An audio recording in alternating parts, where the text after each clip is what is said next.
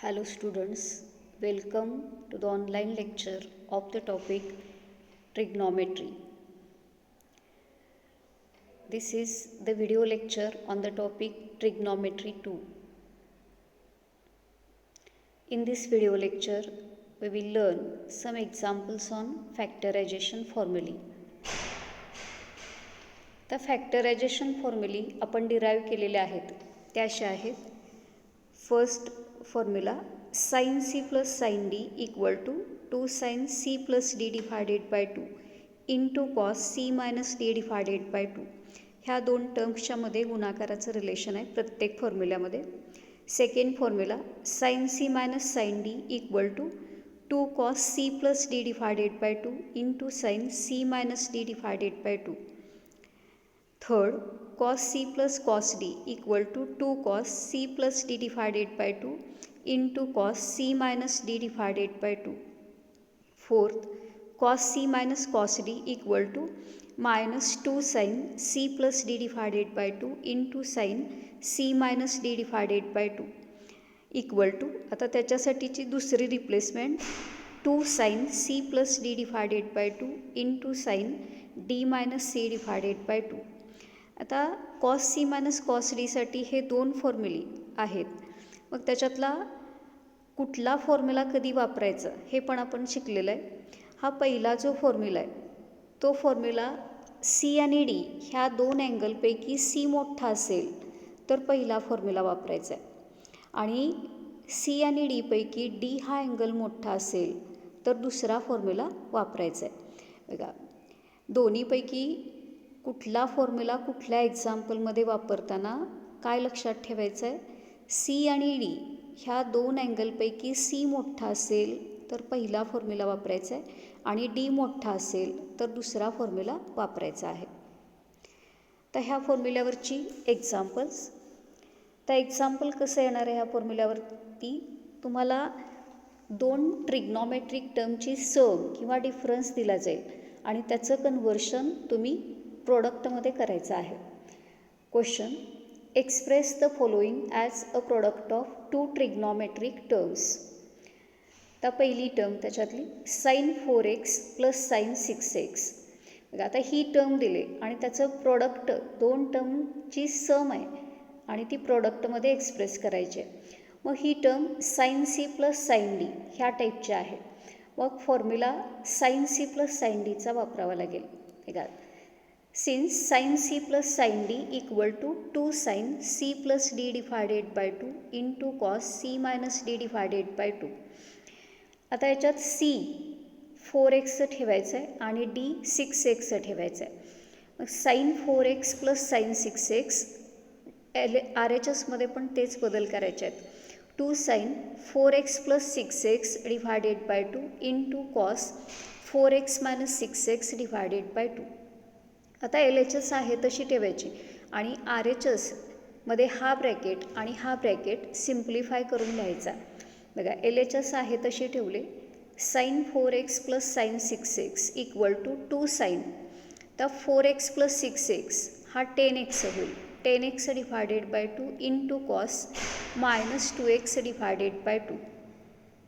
Therefore sine 4x plus sine 6x equal to 2 sine 5x. 10x upon 2 हा 5x होईल. Cos आहे तसा ठेवला आहे. मायनस 2x अपॉन 2 हा मायनस x येईल. तर कॉस ऑफ मायनस एक्स ह्या टाईपची टर्म आली. मग ही कॉस ऑफ मायनस थिटा ह्या टाईपची टर्म आहे आणि कॉस ऑफ मायनस थिटा हा कॉस थिटा इतका येतो हे आपल्याला माहिती आहे.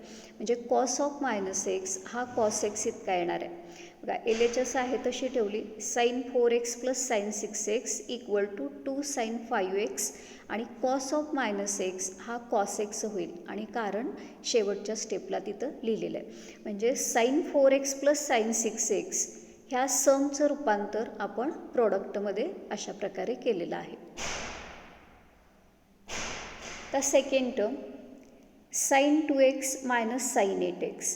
आता ही टर्म कुठल्या टाईपची आहे, चारपैकी कुठल्या टाईपची आहे हे आधी पाहायचं आहे. मग ही sine c minus sine d type आहे.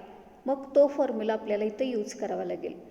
Solution, since sine c minus sine d equal to 2 cos c plus d divided by 2 into sine c minus d divided by 2. आता ह्या फॉर्म्युल्यामध्ये आपण सीच्या ठिकाणी 2x ठेवणार आहे आणि डीच्या ठिकाणी 8x ठेवणार आहे.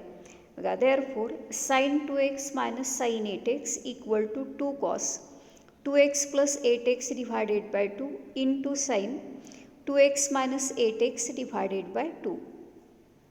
Therefore, sin 2x minus sin 8x equal to 2 cos. 2 cos हा 10x.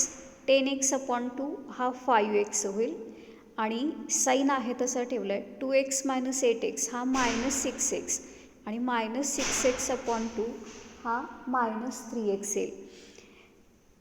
त्या टर्म्स इथं सिम्प्लिफाय करून लिहिलेल्या आहेत. That is sin 2x minus sin 8x equal to 2 cos 5x into sin of minus 3x. आता साइन ही जी term आहे ही sign of minus theta टाईपची आहे आणि साइन ऑफ मायनस थिटा हा मायनस साइन थिटा येतो. मग तो फॉर्म्युला पुढच्या स्टेपला वापरलेला आहे. LHS ॲज इट इज 2 पण आहे तसा ठेवला आहे, cos 5x आहे तसा ठेवला आहे आणि साइन ऑफ मायनस 3x हा मायनस साइन 3x होतो ते लिहिलेलं आहे.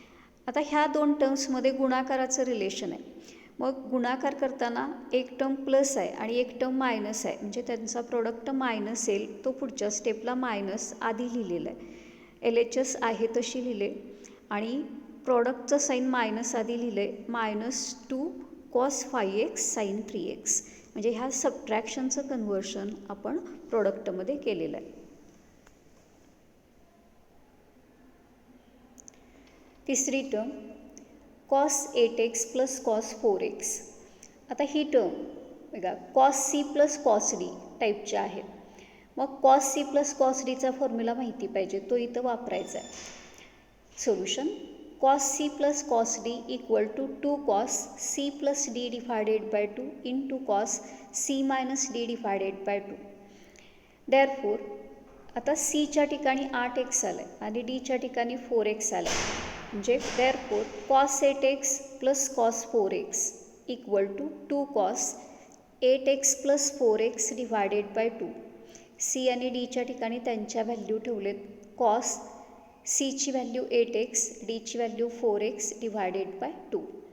आता हे ब्रॅकेट पुढच्या स्टेपला सिम्प्लिफाय करायचे आहेत. LHS आहे तशी ठेवली.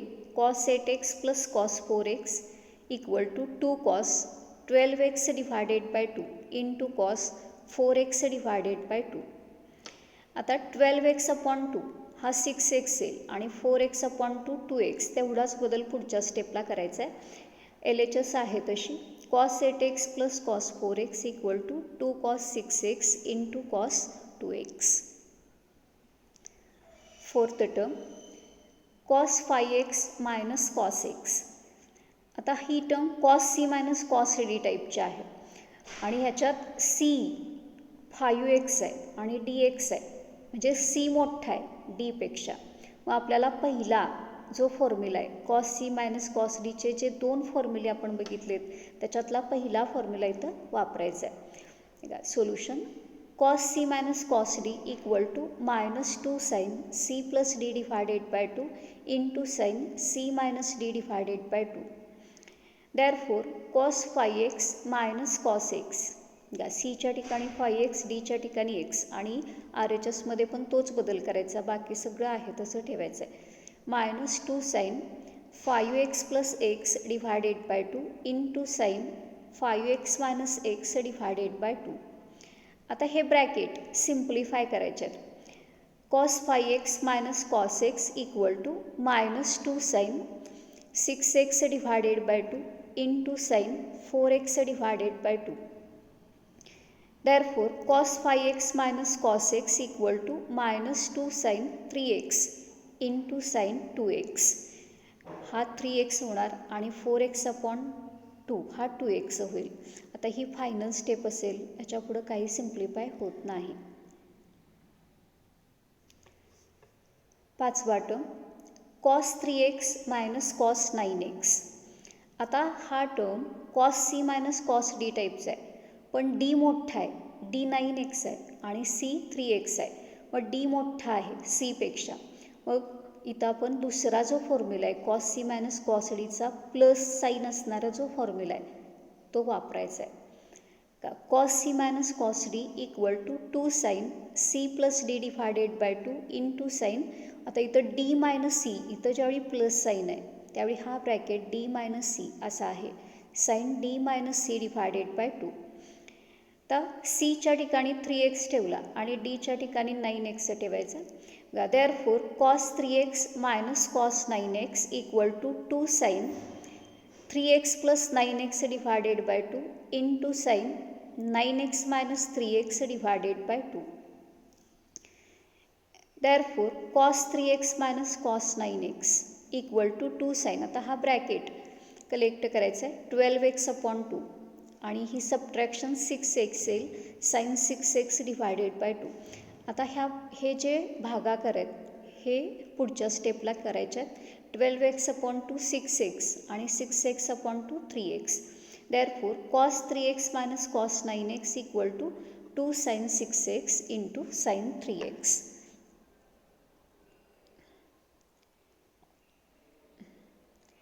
आता ह्याच पद्धतीनं तुम्ही काही एक्झाम्पल सॉल्व करायचे आहेत. Question, express the following as a product of 2 trigonometric functions. त्याच्यातलं पहिलं sine 9x plus sine 5x, second sine 6x minus sine 2x, third cos 2x plus cos 4x, fourth cos 6x minus cos 2x, fifth cos 3x minus cos 7x. आता इथं sine c plus sine d आपले जे 4 फॅक्टरायझेशनचे फॉर्म्युले आहेत ते वापरायचे आहेत आणि हे सम किंवा डिफरन्स, ॲडिशन किंवा सबट्रॅक्शन तुम्हाला दिलेली आहे ती प्रोडक्टमध्ये कन्वर्ट करायची आहे.